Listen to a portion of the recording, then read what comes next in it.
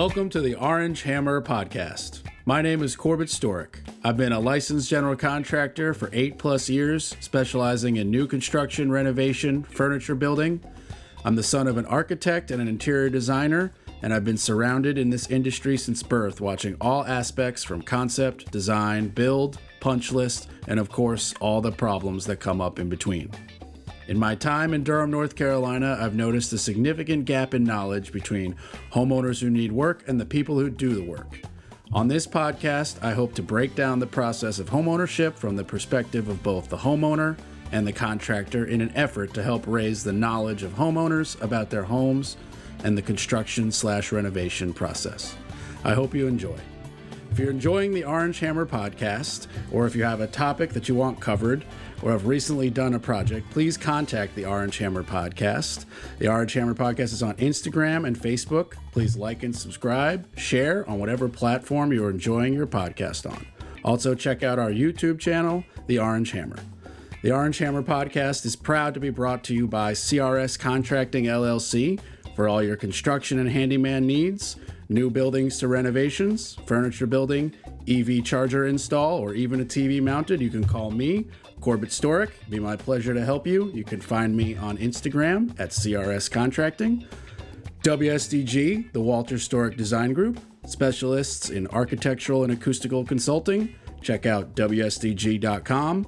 And Taylor Bragg, for all your artistic needs in all mediums. You can find her on Instagram at brag_about_art. That's brag, BRGG, with 2 G's.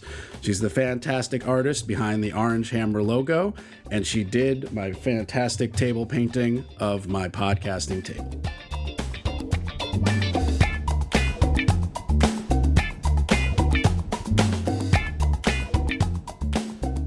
All right, everybody, welcome back to the Orange Hammer Podcast. We are here with Gray, Brandon. Gray, how are you doing today, bud? I'm doing great. How are you? I'm doing really well. Thanks so much for coming by. We met at the Cars and Coffee car show in Morrisville, and I think I was admiring your father's. Yeah, my Rivian. dad's Rivian. Yeah, because I want one so bad, and they're really beautiful. And he was like, "You don't want one of these if you're in construction. It's too beautiful." And I was like, "Yeah, probably, but I still want one." And you were like, "Oh, you're in construction. Like, I'd love to pick your brain." And I was like, "Here's my card." And I walked by thinking I'd never hear from you again. And then, like, I don't know, not even 2 days later, you called me up and you were like, "Hey, man, so I kind of want to start something in the construction world, and I wanted to pick your brain." And I was like, let's go. And, oh, by the way, come on my podcast. Yeah. And so here we are. So, yeah, I mean, let's just, like, dive right into it. So describe, because we talked about it off air before, but for those listening, like, describe the kind of, like, system engine you were thinking of creating. Yeah, so I kind of realized a problem. Like, when my parents were building their home, they really didn't realize kind of what to expect during that process. And I kind of formulated on ways to help that solve that problem. And I went to create something that was more of like a teaching to a marketplace to a project management side. So that would be like teaching a potential homeowner that wants to build a home kind of what to expect during the home building process. And then I would go into a marketplace system where that homeowner would get recommended architect, interior designer, a contractor to hire that best fits their criteria. And then it'd go into a project management side where messages could be tracked and all that. But after I did a lot more customer discovery, I talked to architects, interior designer, more contractors, as well as people who've built homes before. I found the main problem was mainly gauging expectations and the fact that the most time spent out of like an architect or interior designer's time is teaching and helping the homeowner understand what is going on. And so I wanted to create a system that would kind of like a step-by-step guide on the home building process. Is not too in-depth so that everything goes over their head, but just something that would help them understand the process more. Almost like a dumbed down translator for people, because, you know, the average person building a home is not a home builder. They're buying a home for themselves. Yeah. So before we jump into the system, I'd love to just talk more about what you saw during the process of your parents building their home, where you were like, even I am seeing there's a gap here and there's potential for what you're trying to do. So what, well, let's back up even a little bit. When did they build their home? So they're still currently building their home. Oh, okay. So this is happening. Okay. Yeah, they just did their like AC rough-in. So that's about where they are. Gotcha. So they are in the middle. So you're witnessing it firsthand live. Okay. Yes. And so in their, every process is a little unique. Did they maybe find some plans and find a builder, or did they talk to a larger home building company and pick one of their options from a catalog? Like, how did they start off? So they mainly went through referrals. Okay. I'm not sure how intense their interview process was, but I know they hired everyone individually. Their builder, their contractor, their interior designer, their architect, they are all hired kind of individually, but most were referrals. I think some actually know each other. Okay, so they've taken a more hands-on approach Yes. than an average builder who might, find somebody like me and be like, I kind of just want to hire you and use your people. And I'd be like, well, this is my recommended architect, and call Kim and she'll design it, and call whatever and what, yeah. So but I guess I'm more asking about, okay, so where'd the house plan come from? So Did they buy a plan offline? They did not. It's all custom. Okay. Mm-hmm. So they contacted an architect and was like, we need you to draw a home for us. Yes. Okay. Yeah. Okay. Gotcha. Based on a lot of Pinterest boards and Okay. inspiration and all that, they kind of teamed together and built something that they both liked. Okay. Because I've been involved in the most recent full new construction home that I did, where the clients basically, they stole a home design they found online, and instead of paying this company, oh, here's a floor plan and then give us $2,000 for the real drawings, they took a picture of that floor plan and they contacted an architect that I gave that I recommended to them, who created drawings. Yeah. And so but they didn't really have they didn't really start from scratch. They're like, basically, here's what we want. Here's a floor plan. Here's 99%. Change that one wall. But we need a lighting plan and a foundation plan and all that. So, but they didn't really start from a unique scratch zero like your parents did. Yeah. So basically, just complete Pinterest board, start from zero. Okay. So how are they researching? I guess the first person they find is an architect to start drawing. Are they just Googling? Yeah, primarily Google. Like I said, word of mouth is how they kind of found out about most. Like, the interior designer is my mom's best friend. Okay. So I don't think they use a single online service to find anybody. So okay, so it's all within their network. Yes. And the network of the network kind of thing. Mm-hmm. Okay, gotcha. Yeah, I mean, the word of mouth is, my plumber doesn't even advertise. Yeah. And he's the busiest person I've ever met in my entire life. He's like, every night he's doing some side water heater replacement. Somebody texted somebody, oh yeah, I need this guy, and he's swamped. He can never breathe to even watch a baseball game. It's ridiculous. Wow. Yeah. And here I am trying to be like, I probably need more pictures, and I need more advertising, and he's like swamped. Yeah. So the word of mouth it's true. What do your parents do for work? My dad's an orthopedic surgeon, and my mom is the head director of Lake Norman Tennis Association. Okay. So nothing in the building world, but still very vast network. Yeah. And good to start those are two very nice big networks to start. Mm-hmm. Oh, who's got a good contractor they recommend? Yeah. My mom knows probably half the people where we live. So her network's insane. So that's fantastic. Yeah. She does she want to start a networking event? I'd love to. I'm going to one tomorrow. Yeah. Yeah, I'm going to one tomorrow in Franklin County. Okay. And it's 42 minutes, but I don't even care. Everybody's so nice, and it's at it's somebody's they run a BNI Facebook for small professionals or something like that. Okay, so you're only in the HVAC rough-in and you've seen enough red flags that you were like, there's bridges that need to be built. Mm-hmm. And it sounds like most of it, at least from my interpretation, is breakdowns in communication. Yeah. The communication's not too bad, but the fact that like my dad and my mom love learning. Like my dad just submitted like an AV plan to get a quote, and he got back like, this is the most over plan I've ever seen. Like, you make my work really easy. So they're a little bit more hands-on than the average, but they tend to just what was your question again? Sorry. I was just wondering, like, if you're only at an HVAC rough-in, what were the big like red flags that you have been witnessing? So I'd say the biggest one, I mean, besides them telling me all the time, we're like, we don't know what to expect. I've heard that phrase over and over again, like we didn't know what was about to happen. Okay, so give me an example. The electrical walk-in or like walkthrough, where they need to decide where the plugs were, the lights, the switches. They were told it's going to be there. Like they need to meet at a certain time. Their interior designer and architect would be there.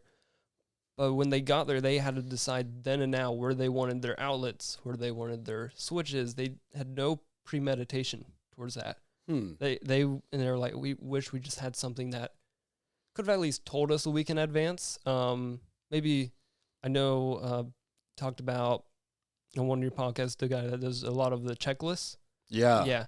The Builder Brigade. Yeah, Dennis. Builder Brigade. Yeah. I just found on Instagram, and I was super impressed that, you know, he's not a builder at all. Mm-hmm. He just like got out of the military and I think used his hazard pay to build a house. And then kind of similar to you was like, what are all these problems that I'm seeing that I wish I would have known I had other options or solutions?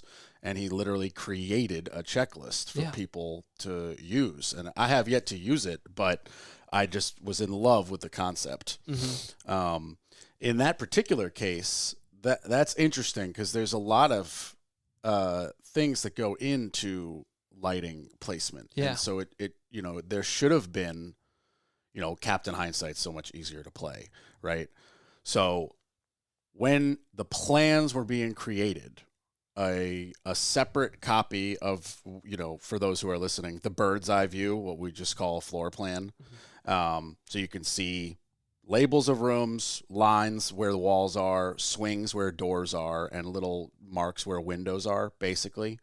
There should be another one of those where you start, where marked on all of that is the electrical stuff. There should be, you know, I don't know the key. I don't have it memorized. I'm not an electrician, but there's a separate logo for outlet, a separate logo for switch, a line from that switch to the lights, and separate logos for recess lights, separate logos for fans, separate logos for, you know, the light that comes out like a vanity or a wall pendant or a chandelier. There's a logo for all of that. So that plan should have been gone over.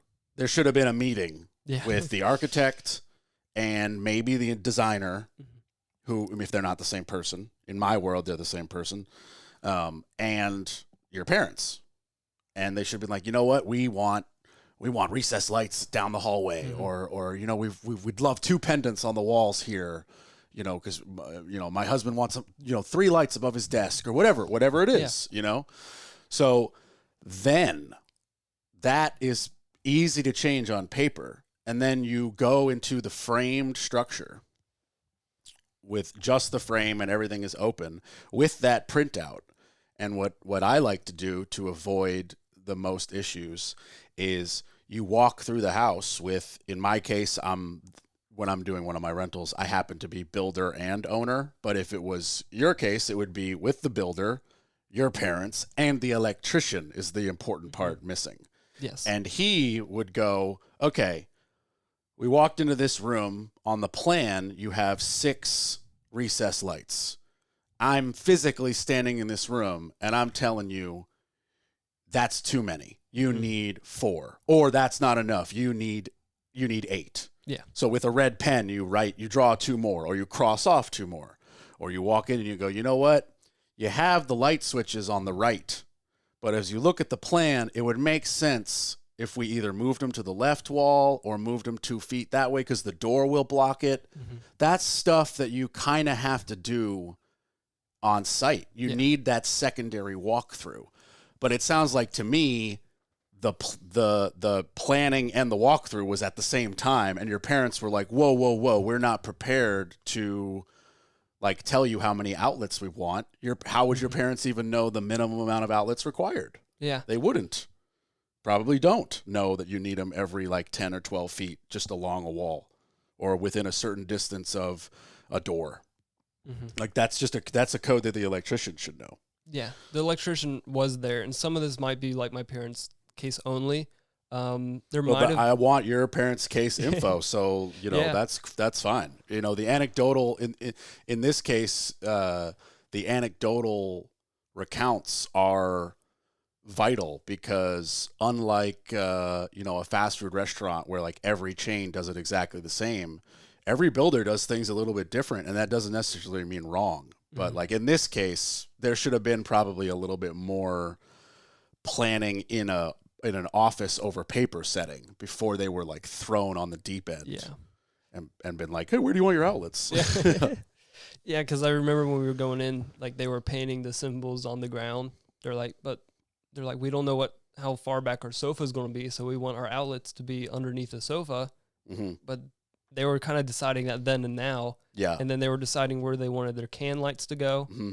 And I don't know if there was much premeditation before, like the difference between the canned lights and kind of more substantial lights. They just had to decide when they were there. So I didn't realize if there was any plan already drawn out, but based on just being there and watching it happen, it didn't seem like there was too much premeditation into that. So yeah, a lot of times what will happen is and again, it's circumstantial, but a lot of times what will happen is a lighting plan will be generated, and the lighting plan will just be like a draftsperson who's never going to the field. So nobody's doing anything wrong in my example, but like the draftsperson who's drawing in AutoCAD who works under the architect was just told, put a generic lighting plan down with stuff up to code. So they would just randomly be like, okay, well, this room needs a light and a fan and this many outlets, and this room needs a light and a fan, and hallways need this, and, there's a door, so it needs an exterior light and an outlet. Like, there's just like minimal code stuff. And that was possibly what the case was done, where like a generic one was generated so that at least an electrician could price the house. And so, because an electrician can't just be like, oh, it's this many square foot, it's this much. Yeah. Like, the exact same size house could have $10,000 extra worth of extra electricity related needs, speakers and AV and extra lights, and this, that, and the third. Everything's circumstantial. So again, I wasn't there, and it sounds like you weren't even there for that much depth, but that's my gut is like, your architect probably needed a generic one done, because the builder was like, well, I got to at least get some sort of pricing structure before we just start building your house. Mm-hmm. So an electrician needed something to look at, but then maybe knew like, okay, well, we're going to have to do a pretty, pretty intense on-site structure of like where we're going to put everything. Yeah. So, it all depends. I don't know, like if you're a builder, has their own electrician, or did your parents find the electrician? I think that was recommended. So okay. I don't think they found it. I think it's someone that knew somebody. So it's through someone else, but the electrician was there and helped the walkthrough and everything. But it wasn't the home builder's electrician. Like your parents are finding their own subs. It sounds like. I don't think they're finding their own subs, but their main, like, they are very still hands-on with it. So they're still talking to like the head of the subcontractors. So okay, they are quite a heads-on approach to this. So maybe that's where that kind of maybe failed in the planning the electrical walkthrough. But I when I go down there, because they're based in North Charlotte, when I go down there and talk to them, like, what's next? They're like, not too sure. They know a rough estimate, but they don't really know what to expect next. Like, they might be told that the windows were just installed, but if they had just were told that the windows would be installed, they might not know when that's going to be or what that entails. So it's just kind of something like that. That's where I wanted to solve that problem, just kind of educating and providing value, and so people don't have to guess what's next. Mhm. They might be told what's next and not have to be like, well, what's that? And then like have a random question at 9 p.m. where you're like, oh, I need to have this question I want to ask my architect, but it's 9 p.m. and you don't want to send that text, and just something that keeps those questions and that confusion at bay, at least marginally. Right. Yeah. So it could. So I don't know what word we want to use. It software. Yeah, it's kind of like a web-based application. Okay. And this exists, or it's in development? It's in development. I have a Okay. website, like an interest website called like homebuildacademy.com. Okay. So if people want to go there and look at it, it's kind of got what the basis of what it will be. So I plan to make about 12 like main courses, main subjects that are like the major steps in a home build. Mhm. And then we've got about 10 little steps in each one. So like the framing might have a little bit of little mini subjects underneath, so you could watch it. It'd take like 15 minutes, so you could watch something, read some articles, get some resources on it, like download maybe even a small checklist, maybe not as advanced as Builder Brigade, but just kind of like an overall, so that you've got more understanding than if you just had nothing at all. And since it'd take like 15 minutes of your day, it wouldn't be like I'm watching a 2-hour course on the electrical walkthrough. So it's just something to start premeditating, do a week before. Yeah, and it sounds like it would slice through, all of the excess of you just going to Google. Yes. Like instead of you going to Google and being like, oh, typing in, rough in electrical and Mhm. getting an overload of information. Yeah. You would just get, oh, rough in electrical means your electrician is going to do this. Here's 2 1-minute videos that show what he's going to do, and everything else electrical takes place later. And these are the 3 things that you should just like ask your electrician about. Yeah. Like, oh, you're doing rough-ins? Like, did you put in a tunnel for me to snake an HDMI cable? Did you put in that wire for the speakers that weren't on the plan, up there, or whatever it is? And I think it could really, the terminology, I could help with the like creating the funnel of like, okay, this is the most important vital stuff. And then at the same time having some sort of personalized to your project, almost like a timeline, or like checking it off in real time. Yeah. Yeah. So once you like finish one, it just gets checked off. Yeah. And then you don't have to like keep going in advance. You're like, all right, that part's done. And then you do it in person, and then you go next and watch that little bit of a course. It might not be like totally chronological because everything is situational. Yes. But it at least gives you a basis of what's going to happen. You could even look at all of the courses, see what steps you have left. So it's not like, because if I ask my parents, I'm like, oh, what's the rest of your home build? They have no idea. Yeah, it's too much for them to be like, oh, we just have cabinets left. Like, they don't know all the things that go into it. Yeah, that's true. Yeah. So this tool, so it would have to be targeted towards the homeowner. Yeah. But it would really be something that is being like completed, filled out, whatever, by the general contractor. Because as the GC, I would have to be the one to be like, the electrical is done, check it off on this system. And then you as the homeowner could log into your system and go, oh, the electrical is checked off. Okay. Yeah. Because otherwise, like, how would you know to be checking it off? Like, otherwise it's just you updating yourself. You know what I mean? Yeah. So, I mean, it might be more updating yourself, just not as a general, like, oh, this is done. It's more like I've read what this process partakes. It's going to be different for everybody. That's why I can't go like too in depth, but I think it just provides enough value to just gather expectations, understand what this process will have for the average homeowner that wants to have their custom home build. My parents are more hands-on, so maybe they would try to still look up stuff even after this, but I think I was listening to one of the other podcasts. The average home builder doesn't want to go fully in and understand all the jargon that's going on. Totally. So it's just a blanket, just so you're not completely in the dark. So it's more of a universal education, not a tracking of a specific project. Yeah, type it's like of a thing. guide. Okay. I was misinterpreting a little bit that it was right. like that there was kind of almost like a help bubble would pop up while we're doing your actual home build, and it'd be like, oh, by the way, your contractor just checked off framing, which opened up the electrical rough-in tab. Here's what that looks like. Click this video. But it's that without the specifics of your like project. Yeah. It's not too specific.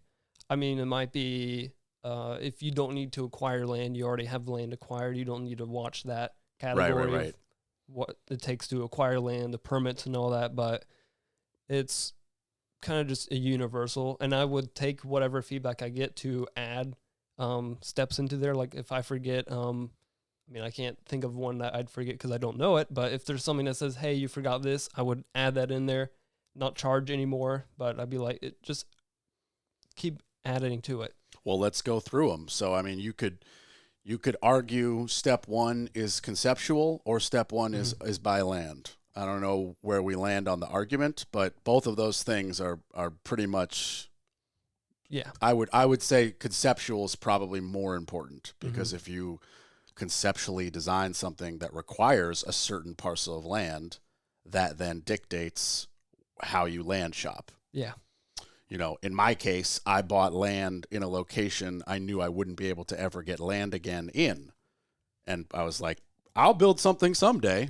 And then 2 years later, I started designing a house. Yeah. But like, that's also circumstantial. So that, I guess that addresses even again, the need for the flexibility of this product, not being too specific. Yeah. And I don't want to like cave people into a certain way they have to build a home. It's more just to help them instead of be like, this is how you build a home, or like this can help you build a home. And like you said, the land acquisition, that was my parents. They actually bought the land like a year before they even started building a home. So, and it was before the peak in the real estate market. So it was well worth it. Yeah. That came a lot sooner, but other people might want to start ideating the home first and then be like, well, now what land can accommodate this? Right. So Right. Yeah. So we have the first two steps. We just gotta argue the order. Yeah. Maybe concept and land purchase. It has a slash for step one. Yeah. So, okay. So if we were breaking down the steps, you need a conceptual design. You need somewhere to build it. So land. All right. And then after that, once you have land and a design, I would say permitting is a big thing that nobody thinks about, because people call me for projects and they are like kind of giddy and excited thinking I might show up the next day with lumber. And I'm like, I need a sketch. What are we doing? Is it the type of sketch that really needs a drawing, that really needs a permit? Are we just ripping out your bathroom? Like, but permits are a big thing. And unfortunately for the product you want to design, you can't really even help people with that because every county is different and drastically different. And every state's different. So, I was thinking of possibly linking, I'm not sure if there exists one, but I feel like there might be on a government page, just linking, like if you enter in your zip code and tells you all the permits or requirements you must have. Yeah, if you could figure out the engine to just put it in a zip code and then it gives you the link to that municipality. Yeah.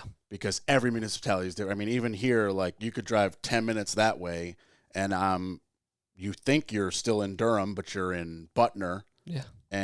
Or another 10 minutes and you're in Pershing County, completely different rules. Orange County, 10 minutes that way, completely different rules. Wake County, completely different rules and different organizations that take a different amount of time to get stuff done.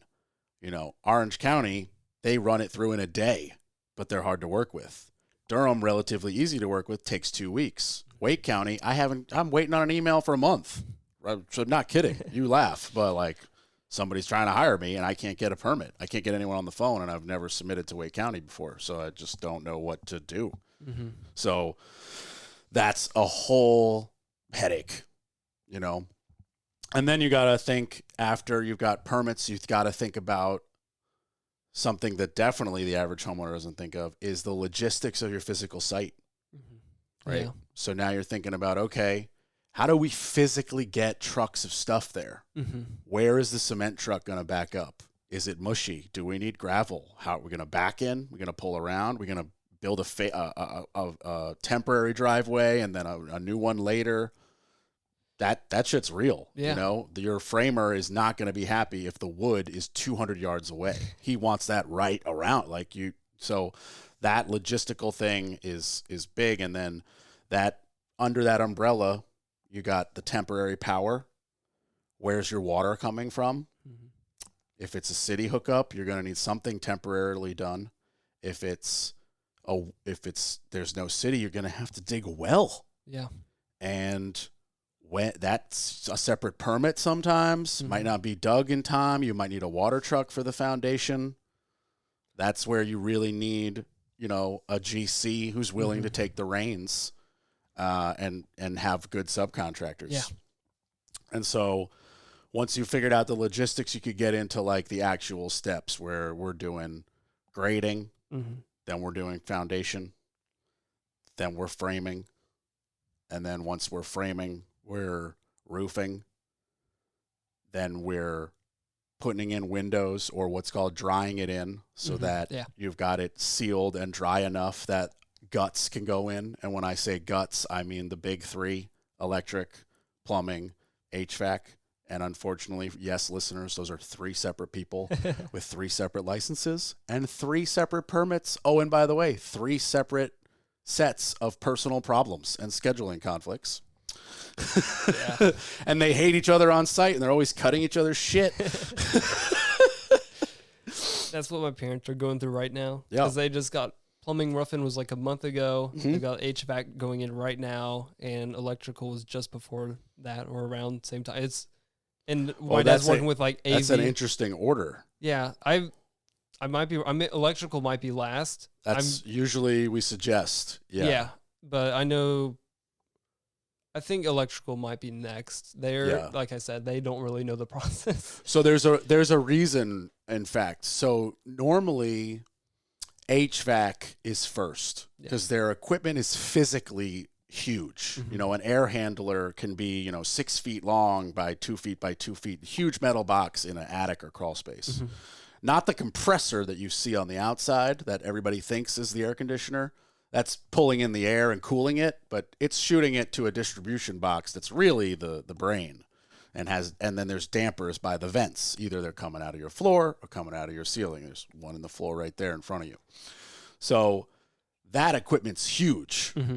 Okay, so you get that in first so everyone can work around it, right? Plumbing, you like for them to go next because they have the least amount of flexibility. The slope of water going with gravity, the slope of sewage going with gravity, you can't fight against those unless you want to put in a very expensive pump. So you really have to let them do their thing, get their pitches correct, and they're the ones, unfortunately, usually just by the nature of the beast, are notching some joists, and it's always a problem. You got to patch something, move a joist, move a stud for the shower, whatever. The reason electricians usually go last is they got more to do. Mm-hmm. My plumbers can do a house in 2 days. 3 guys will come rough it in 2 days. My electrician will show up with 6 guys, take him 2 weeks. Mm-hmm. And he's not slow. It's just every single light needs a wire. And that means you got to drill a wire size hole through every single frickin' stud to get it there. Or you got to go from wherever your panel is, everything up into the attic and then over, or down into the crawl and then over. It's a lot. It's a lot of drilling. It's a lot of pulling wires. It's a lot of boxes. They all have to be the same height. You got to do that walkthrough. So that's usually, and it's much easier for an electrician to like throw a wire behind a pipe, you know, rather than there's 6 wires in the way of where a plumber has to put in a pipe. You see what I mean? Like all of a sudden you got to bring that electrician back, and it's like, oh, that's a huge run that has to be moved. Much easier for him to put it around a pipe. Yeah. So that's why we usually do HVAC and plumbing. They can go first. They're not usually in each other's way.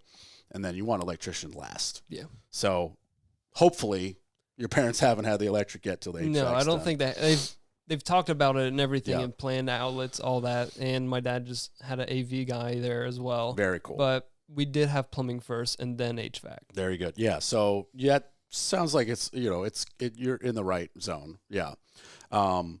So the next step would either in each one of those steps, the last thing is the inspection, or the next step is the inspections, because all 3 of those trades have to be inspected. And then you have to go through the big inspection, which you have not done yet for your parents, which is the framing inspection.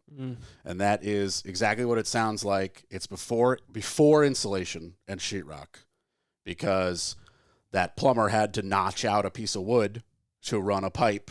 An inspector needs to make sure he didn't notch out too much, is basically what's going on, because it's a new construction house and it probably is framed great and everything's connected. But an inspector, you know, if your framer accidentally forgot to put clips somewhere or whatever, they catch that then. You could tell your parents, be prepared to fail. The first one. I don't think I've ever passed a framing inspection the first time. I've always passed it the second time because you fix the 3 very simple things. Never passed the first time, ever. No. And then after that is insulation. That's its entire step, because it does in fact have its own inspection. Most people today are using spray foam, but you know what type of insulation you want to use is completely up to you. There's a code, you got to follow it. And then after that, you're sheetrocking. And then after you sheetrock, you're basically in what we refer to as finishing, which is all one big stage. The order depends on what you're using. Sometimes, for example, I do a glue down floor in the rental house, the entire house, bathrooms, kitchens, one floor, glue down the whole house. And then a 1x4 with no detail as the baseboard, no shoe molding. So if you're doing that, your floors have to go down pretty quickly, because your base has to go on top, your toilets have to go on top, your kitchen cabinets have to go on top, or at least be in place so that the floor gets run to it, and then you trim out that. Same with bathrooms. But, let's say you're putting in tile in the bathrooms. You're going to need to get that vanity in and then tile to it, or put the baseboard first and then tile to the baseboard and then put shoe. There's all kinds of ways to do it. So it depends on the finishes and what types of floor and stuff like that. But you're doing all of that in the finishing zone. All the paint, all the trim, the kitchen cabinets, the pulls that go on the cabinet doors. And then you're finishing for all of those 3 subs. Your electrician's going to come put the final lights on the boxes, the outlets in the bundle of wire that's been in every outlet box. He'll actually put in an outlet with a cover. And your plumber will drop the toilets and hook up the real sinks. And you'll then move into what we like to call the punch list, which is like everything is considered done, but you got to walk around and see all the stuff that was just accidentally missed, all the touch-up spots for paint, we forgot to caulk around the sink, or whatever, or this window doesn't move so smooth, adjust it or get some grease or something like that. And that's usually your final thing, which is your punch list, at least for the inside.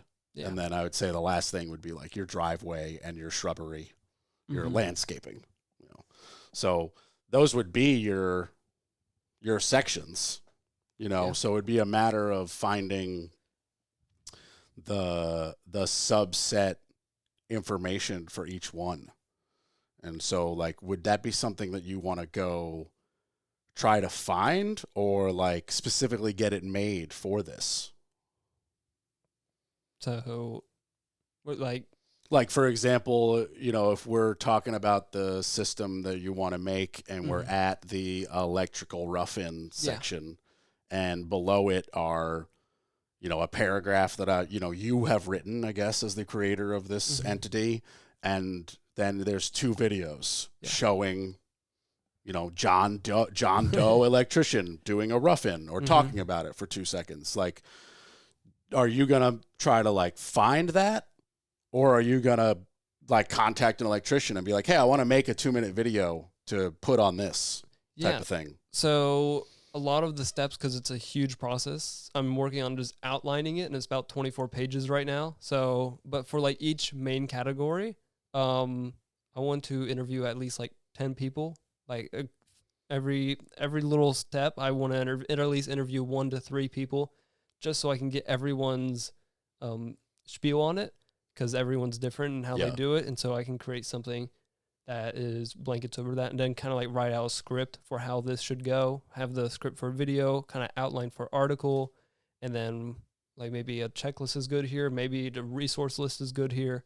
So I do want to talk with maybe just shortly, or just describe the processes, or maybe even go in person and watch someone do something of each of these steps, so I know I'm providing value from like over 100 different professionals, instead of just me just Googling YouTube videos and articles and then creating something from that, when that isn't brought from real life. It's just brought from other people saying it. Yeah, I totally think the move would be like, go to a real job and find the electrician actually doing it and be like, hey man, I've got, in exchange for lunch, I'd love to film you for 2 minutes talking about what are you doing? You're roughing in electrical? What are your 4 tricks? Like what do homeowners don't know? And like get it from the horse's mouth. I think that would be the move. Yeah, perfectly. Yeah, I think that would be really, really helpful. I mean, that's kind of what's sort of happening with social media. You see, people who would have never dreamed of being in front of the camera, blue collar people, making hilarious reels and videos, and at least in my feed, because of what I do for a living, is dominating the feed. Yeah. This one cement guy in Texas is all he does. He wears 6 GoPros and he's just like, we're making 17 grand today. Let's go, boys. And it's like a super huge driveway, and it's like 4 cement trucks worth of cement. It's crazy. But that's like all I see now. He's killing it. Yeah. I hope YouTube is paying him. Like, I don't even know how that works, but I think there's both, there's a plethora of content, so there's never a shortage. So like, why not make some content? And it's always changing. And it's always changing. And then I think no matter where we go, futuristic society of any kind, people exist, and we need homes to live in, and those have to be built by somebody or something. Even a robot will need a human to service it. So we still want to be like informed on the process. So, I mean, I get it. I commend it. I love it. Yeah. And the custom home building industry, like I've looked at stats from like Anthony Sullivan or a lot of other, because when I was at NC State, I had access to, my bad, it was Frost and Sullivan, I think. But Frost and Sullivan is a large data bank of like industry analysis. So I was able to just look at a lot of industry analysis, and I did my own research on just how many custom homes are built a year. And it's right now average about 165,000 are started a year. And it used to be a lot more until the 08 housing crisis. Yeah. It went straight down, but it's slowly building its way back up. So it doesn't look like the custom home building industry is dying anytime soon.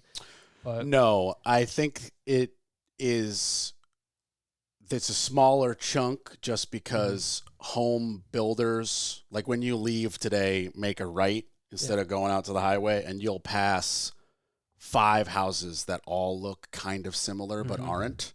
And they are basically Durham building companies' 5 options. So they are what I would consider not a custom home builder. Yeah. But if you looked at one, you'd be like, that doesn't look like a Lego box home. It looks custom enough. But this organization was like, we've picked 5 they're unique enough. If you want a home by us, it's got to be one of these 5. And I'm sure you can like customize some stuff on the inside or whatever. But as like a general rule, they've got 5 choices. Yeah. You know, it's like a car company. We make these 5 cars. Pick them.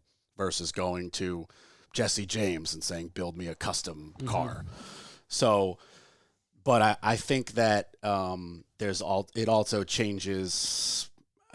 This is complete, just my opinion. It changes in your financial situation. You know, if you are struggling, struggling is the wrong word, but like if you have gone through all the motions and all you can do to get a loan is like, you know, the $200,000 to $300K mark, you're not really scratching the custom home world. No. You need a very respectable home. Let's be clear. I'm not mocking that amount of money, but like custom homes are double that at least, you know, and usually bigger because there's a point where if it's not of a certain size, building a custom home doesn't make a lot of sense. There's enough house choices and designs and great companies that do them. So I think there's probably just like a divide of financial security in that realm. But still, would you say 175,000 homes in 1 year? I mean, that's a lot of homes. Yeah, that's a lot. And that's started per year. That's not just that exist. So the year next is going to have another 165,000 starts. So there's probably an average of 350 to 400,000 ongoing ones per year. Yeah, well, they take longer than a non-custom home. That's also something that would be part of your educational pamphlet for sure. Because if you hire one, like I said, and I'm shouting out Durham Building Company for no reason. I've never even worked with them, but I just watched them get built because I happen to live here, and that was woods. Like I tried to buy that like 6 acres that got chopped into those 4 lots. But like, you know, they do the same thing, even though they have 5 options. So they're really good at it and they have it down. You know, it's like a burger place does not take 35 minutes. They only make burgers. They pump them out fast. Yes. You know, so it's, there's that as well when you're doing a custom home. You know, the word custom adds time and money. Just right there. Custom anything, time and money. Guns, cars, homes, trainer, whatever you're doing. Yeah. But I still think there's a niche. I still think there's a use for it. Yeah. So how would listeners contact you with something that they think might want to go in this? Yeah, so interesting. On the website homebuildacademy.com, I have so I've got my email on there. I've also got a Calendly link if anyone wants to like schedule a time to talk with me for like 15 minutes and can do that then. So emailing would be great. It's gray@homebuildacademy.com, so GRAY. And I mean, I would love anything. And if you fill out an interest form, there's something separate. I've got an interest form if you just want to track the progress. I'll email updates out. And then there's also another form if you're like interested in buying it. I've got a different form for that. But it's got a little text box that said, like, what would you want to be included in this process? Or how are you associated with the home building process? So really, I'm just open to any contact. So, this is very much it sounds like it's in a more way of a development stage. So we're researching. I'm making sure I not just create something I think is cool, but will help solve a problem. I think you'll get there though, because you think it's cool. Yes. That I think is crucial. That like, no, you've never built a custom home, but there's some passion that clearly is behind, you know, beyond just how to create something on the internet to make a revenue stream, which I'm sure is important. Like nobody's doing anything for free, but the fact that you have enough passion to really like be into this, and then also side note, you're watching it happen like real time with your parents. I think that creates a perfect storm to really make something happen. Yeah. And I think the more like homeowners who have built a home who can hear about this and share the 6 huge things that were screw ups, that's what you want. Yes. Like, oh, give me that screw up so I can put a note under foundation prep to not forget about this. Exactly. Like, I would love. that's what we're trying to get is like basically we're disguising it as an information guide, but basically we're collecting anecdotal screw ups and how to avoid them. Yeah. I mean, Because if you haven't been in the industry for 20 years as a cement guy, why would you know all that? yeah. So there's no way a homeowner has 20 years of experience in 8 frickin' trades. It's just not possible. And I'm coming from almost a third party sense. I know my parents have built a home, but I'm kind of viewing it from the outside, and I'm just hearing things that either go wrong, and I can just take it at face value. I'm like, oh, that doesn't sound right. Rather than if I've been in the industry, it's a lot harder to see the flaws when you've been in something for so long. Yeah. But you can be like, oh, these are the mistakes.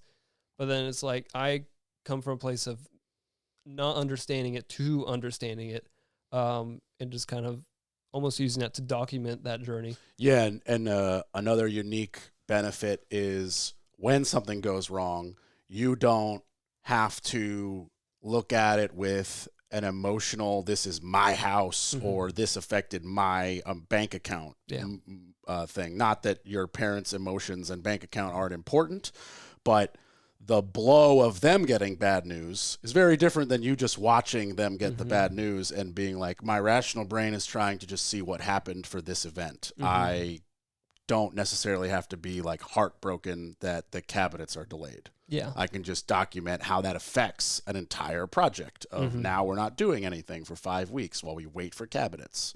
And that 5 weeks costs money and time and emotional distress and all of those things. And the emotional distress of building a home should be a note in your thing, because my buddy Jeremy, he jokingly was like, they say you never build a house as a married couple, you'll get divorced. And then halfway through building his house, we had like a lot of heart-to-hearts. He was like, obviously I'm not getting divorced. I love my wife, but this is stressful, man. Yeah. This is hard. Like, it's really stressful. And you get in fights over the stupidest things like what color knob or what color countertop. And you never would have thought that you would have such drastically different opinions because you walk into a house that you love and it just has it already. But when you've got 30,000 marble samples at the marble shop and you're like, it's too much, I'm overloaded, and your partner's overloaded and your overloads don't line up, and there's a lot of unseen stressors. Yeah. And I've seen that with my mom and dad. I mean, like in the beginning, my dad said this will be a test of their marriage because it 100%. is a hard process. And even so, when you don't have like a guide to go along with it. So that's where I kind of want to help, just at least alleviate that a little bit, understand what's going to happen, understand what is happening, and try to avoid mistakes that have happened before. I mean, it won't help you avoid every single mistake. Not possible. But it's going to help you solve or avoid some that could have happened. Yeah. And it's going to help you avoid the, it's going to help you avoid like the lazy mistakes.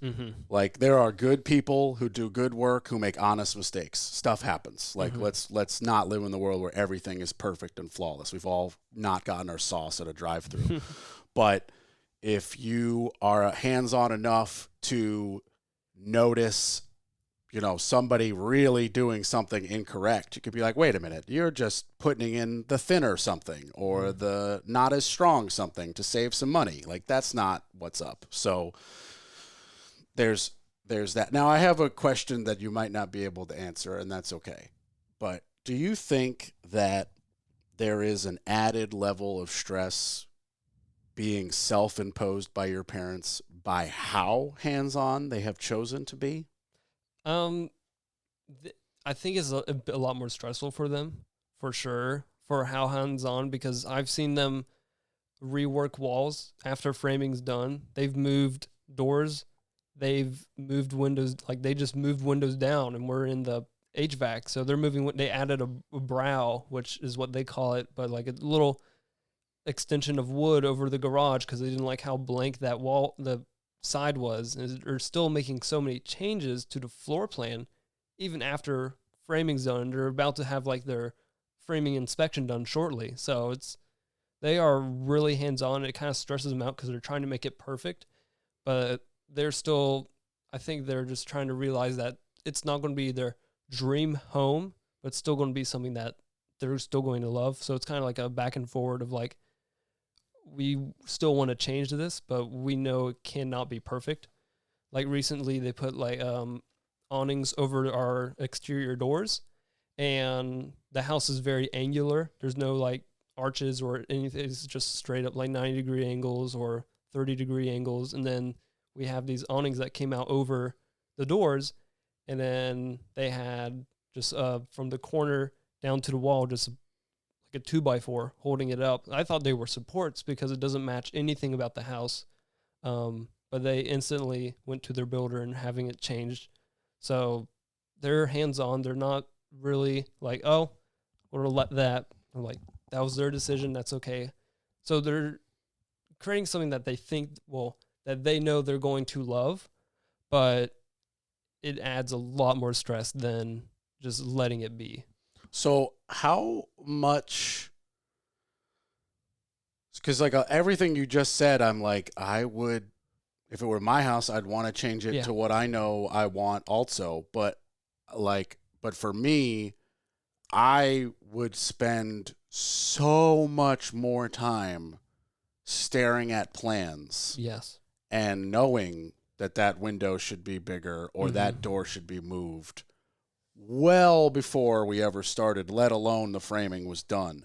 So that leads to my next question of how much time did they really spend with a complete set of plans, looking at them, visualizing what it would look like? Was there any 3D renderings done? Yeah, there were 3D renderings done, and I think it might be a bit more issue with their architect because they're building a pretty modern house, and he doesn't usually do that. So when they're proposing something, he kind of tries to do it in his own way, and they don't really like that, and so then he doesn't really change it. Like another thing for your system of like not every architect is the same. No. Yeah. I think that's their main issue because they say this thing, they want it, and they see the ideas for it, but then I don't think the architect translates that for them as well as they thought in their mind. So when they saw the house, because when it's framed and in front of you, it's a lot different than looking at a rendering. You're like, that just doesn't look right. Like, why is the window 4 feet off the ground?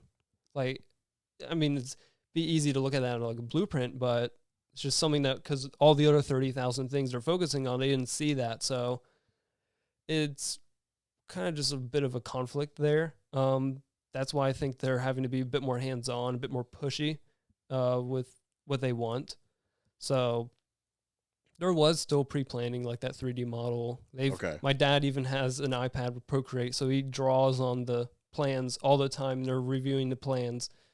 But I just think there was some type of disconnect between... It sounds like maybe they just simply, not that anyone's like malicious in their activities, but it sounds like they maybe just didn't get the correct type or style of architect / designer. Are they the same person, the architect and the designer? Yeah. Okay. They have the interior designer for the kind of the floor plan a bit, but she's mainly focusing on decoration.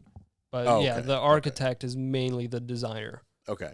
Yeah. So like, you said they're building a modern house. Like, maybe he specializes in restoring colonial stuff and he's trying to like throw his flair in there. And so that is definitely, that can be troublesome for sure. Yeah. It's like, do you have any tattoos? I do not. Yeah, but it's like, it's the same thing with a tattoo artist. Like if you don't want to go to the artist because you like their style, you're doing it wrong. Like you gotta find an artist based on what they've done and be like, oh, I hate the way you shade, I'm not gonna go to you. Or I love the way you shade, I want to go to you. Yeah. It's the same thing with an architect. You're like, oh, I love those 5 modern buildings this one guy designed. Let's hire him to design our modern house. So that I can see that being an issue, especially with like overhangs and stuff coming in. I mean, but also at the same time, like if I walked through my house and it was framed and I hated the size of the windows, or I wanted them moved, or whatever. What am I gonna not do it? Yeah. I mean, there's probably spending $1 million on a freaking house. Like the windows should be exactly where they want them to be. It's a double-edged sword for sure. But I definitely I asked the question if they were giving themselves some stress, just because I have had all types of clients. You know, I've had the client who's like, see this opening, put a door here. I don't care what it looks like. I don't care if it's 6 panel, 1 panel. I don't care what the trim looks like. Get it done. And I'm like, cool. Yes, sir. Right. And then I've had clients like my parents who cannot be pulled off a site. They are rude and interrupting the subcontractors.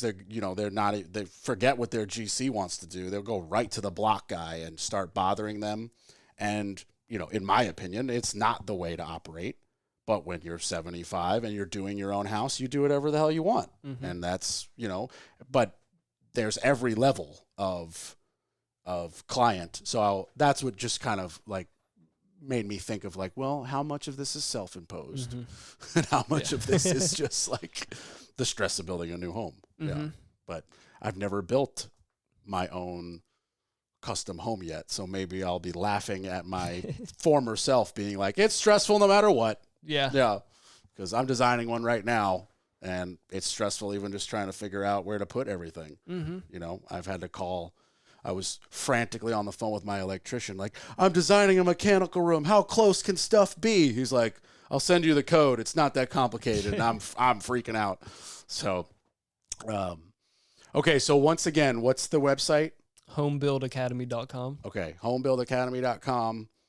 People can either track the progress or they can write in and be involved with it. Yeah. Okay. Cool. Well, this was super fun. I think that it's a great idea. I think that it could really do exactly what my podcast is trying to do, of bridging the gap of information between the people who do the work and the people who want the work done. Yeah. And I commend you. And Well, I want to be involved. I'm glad you came on the podcast to talk about it. I hope episode 2 is when we announce the beta launch. Yeah, that'd be great. And thank you for having me. Dude, anytime. Yeah. Once again, the Orange Hammer Podcast. We're on Facebook. We're on Instagram. Check it out on YouTube. CRS Contracting on all of those platforms as well. Drop me an email, whatever, if you want to be on the podcast, if you want me to talk about something specific. And thanks as always for listening. Bye, everybody.